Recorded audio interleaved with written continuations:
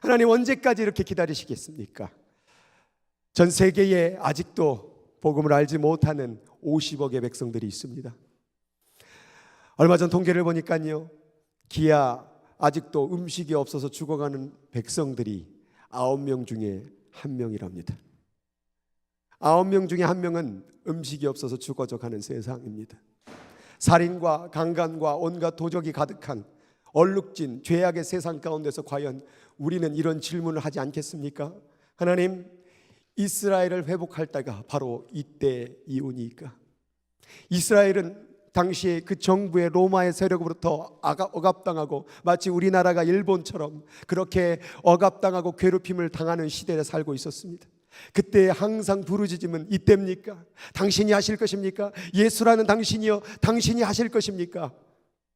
마지막 주님이 이 땅 가운데 떠나는 오늘 이 유언의 말씀 가운데도 그들의 관심사는 거기에 있습니다. 하나님, 우리가 이렇게 괴로운데, 하나님, 우리 나라가 없는데, 하나님, 이렇게 억압당하고 괴로운 속에서 하나님, 이때 언제 하나님의 회복을 이루시려고 하시렵니까? 오늘 이 땅에 살아가는 여기 있는 모든 이들이 인생을 살아가며 괴로움과 고통과 아픔과 좌절을 겪을 때에 하나님, 이때니까 어느 때에 그 문제를 해결하시나이까? 어느 때에 우리의 가정을, 내 인생을 회복하시려고 합니까? 라고 묻는 질문이 있습니다. 그런데 오늘 본문 가운데서 이렇게 말씀합니다. 7절 말씀에 보니까요, 이렇게 고백합니다. 이르시되 때와 시기는 아버지께서 자기의 권한에 두셨으니 너희가 알 바 아니요. 지금 이 사람의 중심들 가운데서는 그런 억압과 그런 고통 가운데서 자유를 누리고 싶은, 회복을 누리고 싶은 욕망이 있었습니다. 그 기도 제목이 있었습니다. 소원이 있었습니다. 그런데 하나님께서, 오늘 예수님께서 뭐라고 말씀하시냐면 너희가 그것은 알 바 아니다.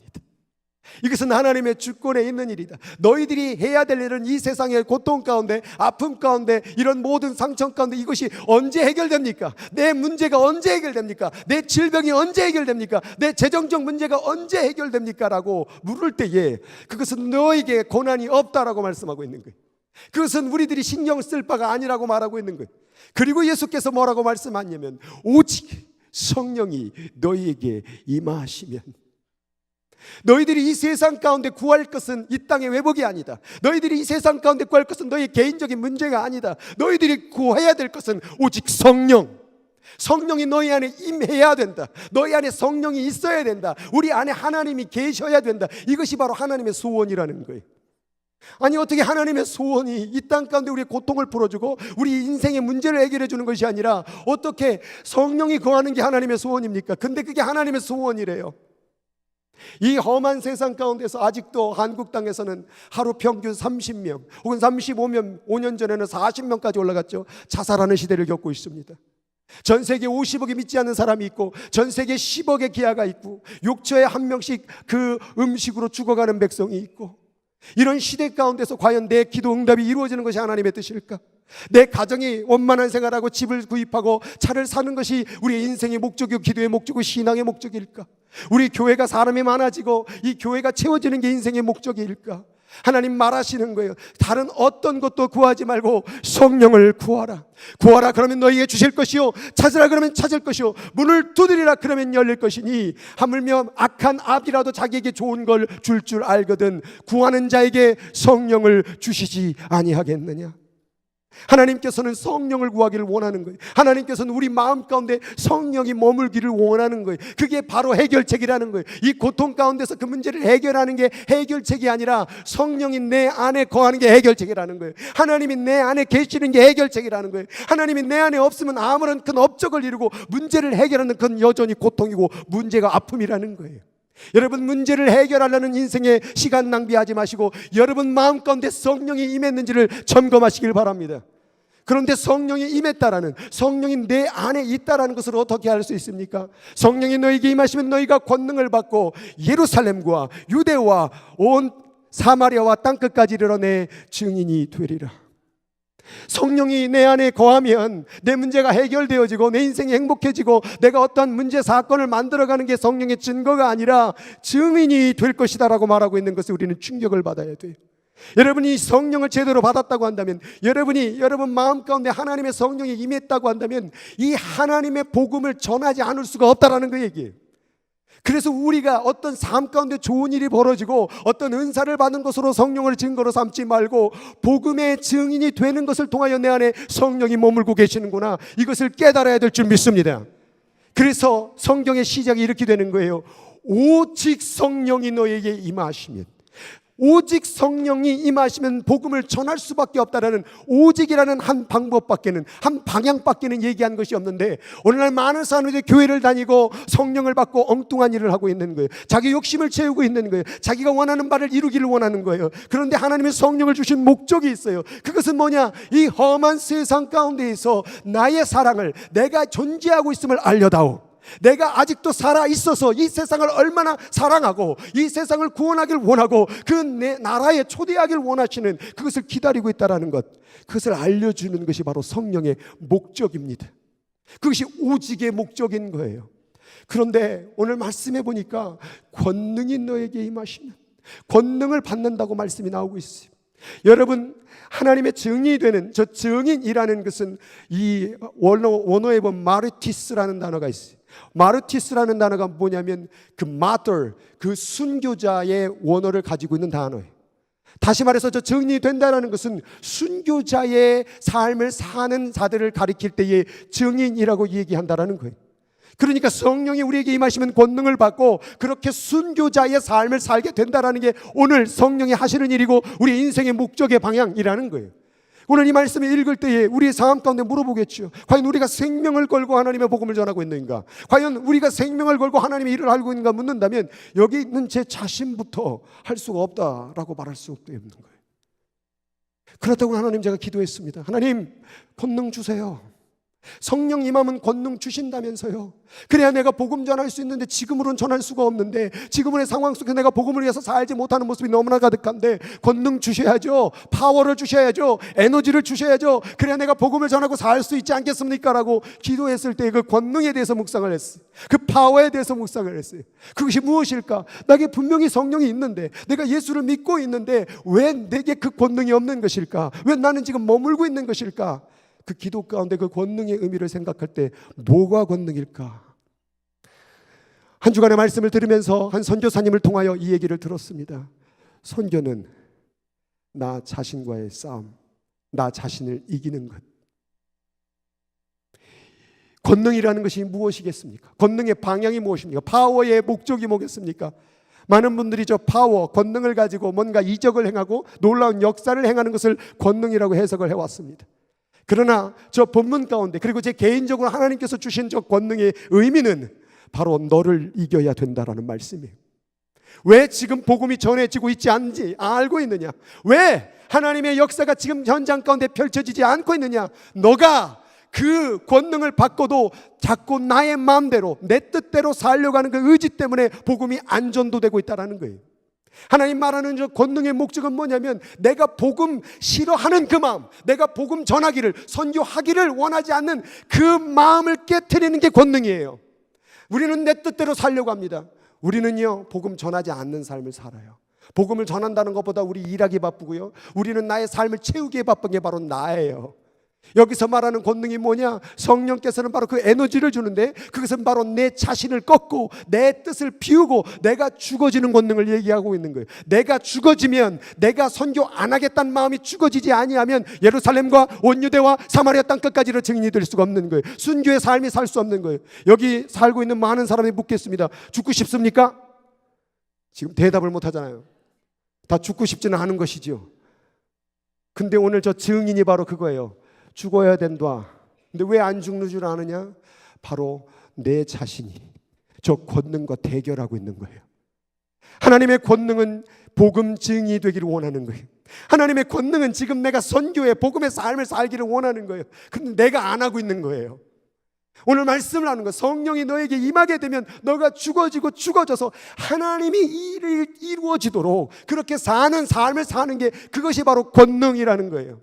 오늘 하나님의 권능이 임했음에도 불구하고 내가 그 하나님의 권능을 이겨내고 내 의지로, 내 생각으로 복음도 안전하며 선교의 삶을 살지도 않는 이기적으로 살고 있는 우리의 모습을 볼 수 있다는 거예요. 그래서 오늘 저 말씀을 통하여 오직 성령이 너희에게 임하시면 권능을 받고 오라는 이 말씀을 읽을 때에 우리 자신이 죽어지길 원합니다. 그 선교라는 하나님의 사랑이라는 그 놀라운 목적 앞에 머리를 조아릴 수 있는, 숙일 수 있는, 무릎 꿇을 수 있는 여기 있는 모든 이들이 되길 주의 이름으로 축원합니다. 그럴 때에 목숨을 건 증인이 될 수 있는 것입니다. 아직까지도 우리는 그런 기도를 많이 드립니다.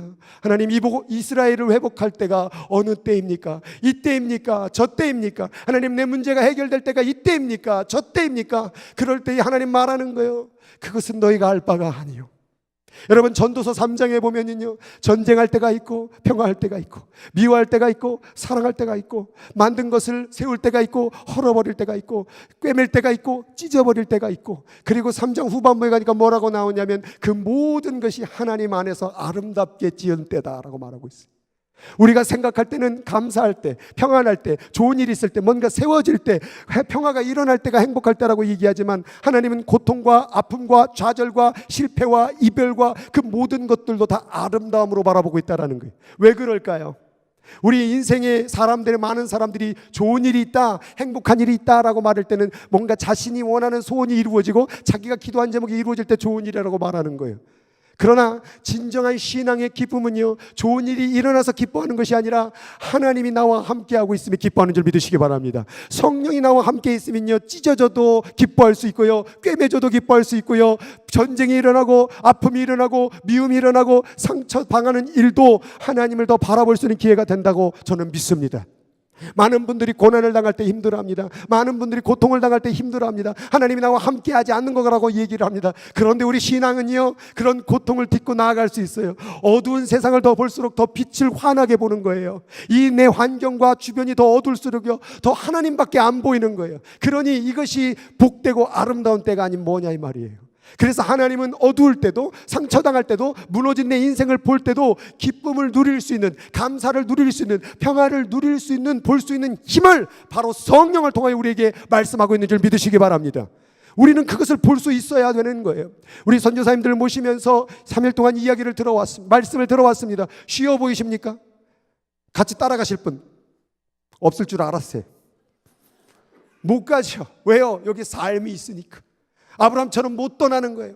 내가 여기를 어떻게 떠나? 내가 어떻게 해서 미국 왔는데 내가 어떻게 거기를 갈까? 왜 못 갈까요? 아직도 나의 뜻이 하나님보다 더 세요. 나보다 하나님이 앞서가야 되는데 내가 하나님보다 앞서가요. 하나님이 가시자 그러면 저는 못 가겠습니다라고 머뭇거리고 있는 거예요. 그러니 그 권능이 임해도 복음의 역사가 이루어지지 않고 있다라는 것. 오늘 오직 성령이 임하시면이라는 말과 증인이 되라는 말을 같이 마지막 이 세상을 떠날 때 하셨던 말씀을 생각해 본다면 우리가 그 일에 동참해야 되는 것을 오늘 하나님께서 말씀하고 있는 거예요. 그런데 오늘 말씀 가운데서 이 점점점 퍼져나가는 그 은혜를 보죠. 처음에는 복음의 말씀이 어디부터 시작합니까? 예루살렘. 오늘 내가 살고 있는 이 샌프란 지역, 이 교회, 우리 비전입니다. 하나님 사랑하니? 하나님 사랑을 하니? 그럼 한 생명 사랑부터. 한 생명 사랑하니? 그럼 온 세대, 우리 세대 가족으로부터 다 사랑해보고, 가족을 사랑하고 세대를 사랑하느냐? 그럼 온 지역을 사랑해보고, 지역을 사랑하면 나라와 온 민족을 사랑하는 게, 이게 점점점 우리 복음의 메시지로 가는 꿈이고 비전인 거예요. 여기에 써있는 그 비전의 말씀이 저거예요. 제가 이 교회 처음 이 말씀 가운데 여기 청빙을 받았을 때 저 말씀의 꿈이 다가왔어요. 자녀들은, 애들은 예언할 것이고, 청년들은 환상을 볼 것이고, 노인들은 꿈을 꾸리라. 다 저기 예언, 저기에 있는 모든 환상, 꿈, 다 모든 것이 비전으로 공통점으로 읽어낼 수 있어요. 애들이 들어와도 꿈꾸는 교회, 청년들이 와도 꿈꾸는 교회, 아무런 힘이 없는 자들도 와서 꿈꾸는 교회. 그 꿈이 무엇일까? 바로 오늘 말씀처럼 복음의 증인이 되는 것, 하나님의 사랑이 세상 가운데 전해지는 것, 내가 하나님의 사랑을 받아 한 생명, 온 세대, 온 지역, 온 민족으로 흘러가게 하는 것, 그것이 바로 하나님의 꿈이요 우리 인생의 방향인 줄 믿습니다. 우리는 이 땅 가운데 살면서 문제를 몇 개 더 해결하고 기도의 응답을 더 많이 받고 어떤 놀라운 기적의 역사를 간증하는 것이 우리의 인생의 목적이 아니라, 그것을 통하여, 그것이 아닌 것을 통해서도 하나님의 복음만을 전해지는 것, 우리의 인생의 최종 방향은 바로 복음밖에 없다라는 것. 그래서 오직 성령이 너에게 임하시면, 성령을 받았다고 한다면, 예수를 믿는다고 한다면 복음 전하는 것밖엔, 인생의 한 목적밖엔 없다라는 걸 말하고 있는 것이에요. 그래서 여러분 가운데 무엇을 가졌다 누렸다를 자랑하지 말고, 여러분 마음 가운데에서 내가 복음을 전하고 있는 인간의 목적, 근본적 목적을 잘 알고 있느냐를 지금 우리는 질문해 봐야 된다는 거예요. 이제 이 세상은요, 고칠 수 없어요. 이 세상은 바꿀 수 없어요. 이 세상의 수없는 범죄를 어떻게 바꿉니까? 교회를 다녀도요, 예수를 믿어도 지금 사고가 얼마나 많이 일어나는지 몰라요. 제가 토요일에도 얘기했잖아요. 사랑하는 어떤 자기 딸이 돌아오질 않았는데 살해가 당해서 뼈만 봉지 속에서 있는 걸 찾아서 살점은 다 갈아가지고 화장실로 내려버리고, 그게 바로 장로님 딸이었어요. 그 장로님이 잘못해서 그런 거예요. 신약시대에 보니까 실로암 망대가 무너져 죽은 그 사람들의 죄가 누구 죄입니까? 부모의 죄입니까? 그의 죄입니까? 그 장로님의 죄 때입니까? 그때 예수께서 뭐라고 말했습니까? 너희들도 그것이 누구의 죄가 중요한 게 아니라 너도 이와 같은 일을 당하지 않게 회개하며 기도하라고 말씀했어요. 그 얘기는 뭐냐면, 이 세상의 모든 사람들이 그런 아픔과 고통을 겪을 수 없는 세상이 이미 되어져 버렸다라는 거예요. 토요일 말씀 가운데서 야곱이 은혜를 받았지요. 하나님의 베델에서 창의 은혜를 불렀습니다. 그런데 그 다음 사건이 뭡니까? 딸이 강간다는 사건이었어요. 왜? 에서하고 화해도 했고, 에서하고 정말 모든 걸 다 풀어냈고, 이제 가서 살면 돼요. 행복하게 살면 돼요. 베델에서 하나님도 만났고. 근데 그 다음 사건이 뭐냐? 자기 딸의 디나의 강간 사건이에요. 그때에 하나님께서 다음 장에 뭐라고 말씀하시냐면은, 야곱아, 어디로 올라가라? 베델로 가라. 하나님, 왜 내 딸이 이런 일을 당했습니까? 하나님, 왜 내가 이런 일을 당했습니까? 그럴 때 하나님의 해결책은 내가 그들에게 원수를 갚아주리라, 그들의 민족을 멸하리라가 아니라 베델로 올라가라. 모든 문제는 우리의 사건과 문제 가운데 내가 뭘 잘못했냐 마냐, 그게 문제가 아니라 내 안에 하나님이 없는 게 문제인 거예요. 내 안에 성령이 없는 게 문제인 거예요. 내가 문제를 아무리 좋은 일을 해결하고 내가 아무리 큰 일을 해도 내 안에 하나님이 없으면 그 문제예요. 내가 아무리 힘들고 괴롭고 인생에 실패해도요, 내 안에 하나님이 있으면요, 그 문제 아니에요. 중요한 건 내 안에 하나님이 계셔야 돼요. 내 안에 성령이 계셔야 돼요. 그러니 우리는 이 땅 가운데 문제를 몇 개를 해결하는 것에 집중하지 말고, 이 기도응답이 됩니까 안 됩니까, 이때입니까 내일입니까를 고민하지 말고, 성령이 임하는 것, 성령이 임하여서 내 의지와 내 자아의 뜻이 그 권능 앞에 무릎 꿇고 그 권능의 뜻이, 하나님의 뜻이 이루어질 수 있도록 사는 것. 그럼 그 성령의 뜻이 어디로 우리를 끌고 있습니까? 예루살렘과 유대와 사마리아와 땅끝까지 이르러내 증인이 되리라. 근데 여기에 가장 힘들고 어려운 장소가 있어요. 그 어디입니까? 사마리아입니다. 사마리아는 이스라엘 백성들이 제일 싫어하는 백성들이에요. 원수예요. 그래서 사마리아 여인 한 명이 예수께 왔을 때 저건 개와 같은 여자라고 말하잖아요. 개처럼 여기는 민족이 바로 사마리아인이에요. 마치 우리나라 한국의 일본 사람들을 바라보듯이 일제시대 때 그런 강제와 억압을 당했던 그 사람들을 바라보는 그런 느낌보다 더 심한 느낌. 그런데 뭐라고 말하냐면, 그 사마리아까지 가서 복음을 전하게 될 것이다. 하나님의 사랑은요, 내가 아무리 싫어하고 미워하는 사람들까지도 가게 하는 거예요. 근데 왜 안 갈까? 내가 맡고 있는 거예요. 여러분, 이 세상 가운데 가장 무서운 게 뭔지 아세요? 여러분, 하나님의 말씀, 하나님의 역사, 하나님의 놀라운 기적들을 막는 그 놀라운 존재가 누군 줄 아세요? 그게 바로, 저는 사단이라고 말할 수 있죠. 그런데 그 사단이 누구를 이용한 줄 아세요? 바로 나를 이용해요. 엄밀히 말하면, 근본적으로 말하면 사단의 역사이지만 또 거기와 동참하고 있는 내가 하나님의 사역의 걸림돌이라는 거예요. 내가 하나님의 복음의 문을 막고 있고, 내가 하나님의 말씀에 순종하지 않고, 내가 하나님의 사랑의 삶을 다 막고 있는 거예요. 여러분, 사랑하라는 말 알고 있죠? 알고 있어요, 없어요? 다 사랑을 하기 싫은가 뭔지 모르게, 왜 그거 누가 제일 막고 있어요? 내가 막고 있어요. 내가 너희를 사랑한 것 같이 너희도 사랑하라고 십자가에서 피를 흘리면서 우리에게 권면해 주셨는데, 그 말씀 역사를 누가 막고 있냐면 내가 막고 있는 거예요. 성경의 이러한 놀라운 역사들을 이루어갈 때에 누가 가장 큰 방해꾼이었어요? 바로 내가 가장 큰 방해꾼이었다라는 거예요. 내가 복음을 막았고, 내가 하나님의 계명을 막았고, 하나님의 역사를 막았고, 하나님의 놀라운 일들을 이루어가는데 내가 다 하기 싫다고, 못한다고, 거절하고, 부담된다고, 어렵다고 다 막아버린 거예요. 문제는 나예요. 내가 죽어지지 아니하면, 내가 하나님 앞에 무릎 꿇지 아니하면 하나님의 역사는 이루어지지 않습니다. 이 성경의 역사 가운데서 누가 가장 많은 하나님의 역사를 방해했습니까? 바로 사람들이었어요. 하나님의 역사를 이끌어가는 데 있어서 쓰임받은 사람이 있지만 쓰임받지 못했던 사람들, 사울 같은 사람들, 가룟 유다 같은 사람들. 그런데 우리는 그런 가룟 유다와 사울 같은 백성을 보면 뭐라고 그래요? 저 인간만 없어지면 얘기하죠. 저 인간만 없어지면 우리는 더 행복할 텐데 라고 말했죠. 그런데 하나님은 어떻게 하세요? 그 사울을 이용하여서 다윗을 더 왕성하게 만들고, 다윗을 더 기도하게 만들고, 다윗을 통해 하나님의 역사를 더 이루어갑니다. 가룟 유다만 없었으면 예수님이 그렇게 팔려가지 않았을 텐데, 십자가에 죽지 않았을 텐데라고 말하지만 하나님은 그 가룟 유다의 사건도 뭘로 이루십니까? 구원의 사건으로 이루십니다. 그래서 하나님은 우리 눈에 보기에 안 좋은 거, 또 멀리하고 싶은 미운 사람들, 원수의 사람들, 이런 일 저런 일, 때로는 내 고통, 내 질병까지도 다 만지시고 만지셔서 다 어디로 끌고 가느냐? 복음으로 끌고 가고 있다는 사실을 우리는 알아야 되는 거예요. 하나님은 우리의 인간을 바라보면서 오직 하나밖에 없어요. 여러분, 예수님 믿으십니까? 큰일 났습니다. 예수님 믿으십니까? 한 가지 더 묻겠습니다. 예수님을 사랑하십니까? 그럼 이제 된 거예요. 이제 된 거예요. 근데 뭐가 문제냐? 이제 그 사랑을 전해주질 못하는 거예요. 오늘 성령이 이제 구원 줄 테니, 이제 사랑 줄 테니 이제 사마리아까지 가라. 네 마음 아프게 하고, 네 마음 힘들게 하고, 괴롭게 하는 사람까지도 가라. 어떠한 사람들을 찾아가서 복음의 증인이 되라. 이게 오직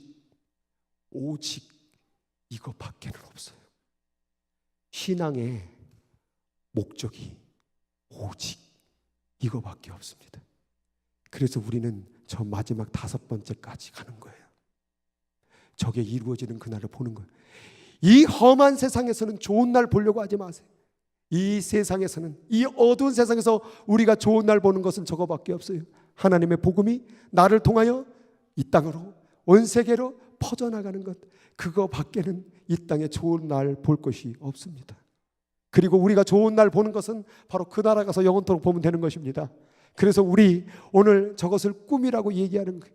그래서 우리의 대표 주자, 우리 선교사님들 통하여서 그 꿈을 향하여서 저렇게 나아가 주시니 너무나 감사해요.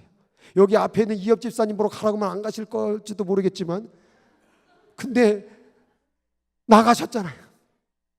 우리는 못 가요. 저보다 가라도 저도 고민할 거예요. 근데 저분들이 먼저 앞장서 나가셔서 함께 가자고, 우리 함께 꿈꾸자고, 못 오면 여기서 기도도 해달라고, 혹은 폭탄 미사일도 던져달라고 얘기를 하셨지만 그거 같이 꾸자고 지금 우리들에게 얘기해 주는 거예요. 이거 우리들만 꿈 아니에요. 우리 모두의 꿈이에요라고 우리 선교사님들이 3일 동안 말씀하시는 것 같아요.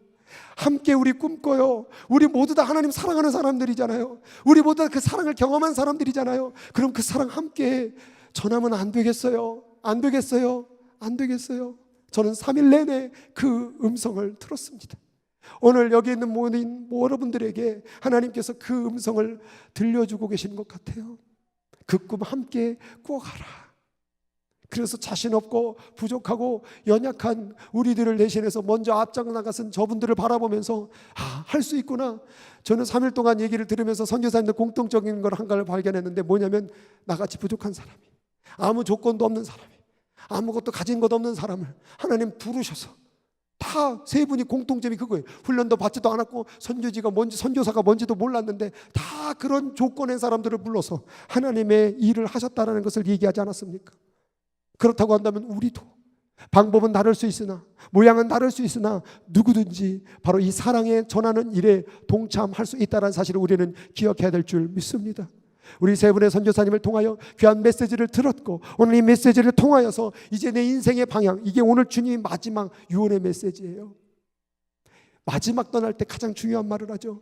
오직 성령 받아야 된다. 네 안에 하나님이 머물러야 된다. 그리고 하나님과 함께 살아가야 된다. 그 하나님 뭐라고 말씀하실까? 복음 전하는 것밖에 없더라. 이 험한 세상에서는 복음 전하는 외에 일에 좋은 일이 없더라. 그래서 그 일에 동참하고자 오늘 이 자리에 여러분을 초청하고 함께 했습니다. 그 일 함께 이뤄갈 수 있는 저와 또 여기 있는 모든 이들이 되기를 예수님의 이름으로 간절히 부탁을 드립니다. 우리 같이 기도하도록 하겠습니다. 우리 하나님께서 세상을 사랑하사 반주해 주시고 우리 이 찬양 한번 불렀으면 좋겠어요. 이 찬양 한번 부르고 기도했으면 좋겠어요. 오늘 너무 은혜가 되는데 하나님의 사랑이 나를 얼마나 사랑하셨는지를 한번 생각해보고, 그리고 그 사랑이 무엇을 요구하시는 건지 한번 묵상해 봤으면 좋겠습니다. 하나님의 사랑이요, 그래 너만 사랑한다, 거기서 끝나지 않아요. 그 사랑은 견딜 수 없게 만들더라고요. 그 사랑을 알려주고 싶어요. 그 사랑을 전해주고 싶은 마음밖에 없어요. 그게 진짜 하나님의 사랑을 경험한 사람이에요. 내가 하나님 사랑 알았어, 이 사랑 전해주고 싶어. 그 뜨거운 마음이 바로 결국 선교더라고요. 오늘 선교를 어렵게 생각하지 말고 하나님의 사랑을 내 가슴 속에 담는 거, 그 사랑과 함께 살아가다 보면 내 손이 움직일 거예요. 내 발이 움직일 거예요. 내 입이 말하게 될 거예요. 하나님이 너를 사랑해. 하나님이 너를 얼마나 사랑하는지 알아? 정말 사랑해. 그거 알았으면 좋겠어. 이게 선교인 줄 믿습니다. 그 하나님의 사랑이 우리의 입술을 통하여 계속해서 흘러나기를 예수님의 이름으로 축복합니다. 우리 같이 찬양하시겠습니다. 하늘보다 높으신 주 사랑.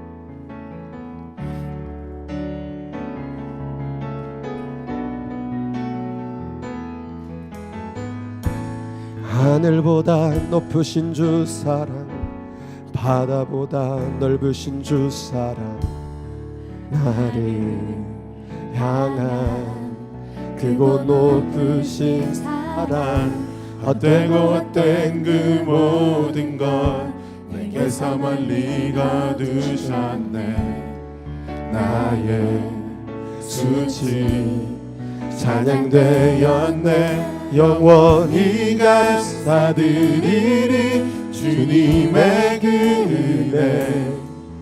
날 찾아주신 그 사랑, 주님 내 전 사랑해요, 경배해요, 사랑해요, 경배해.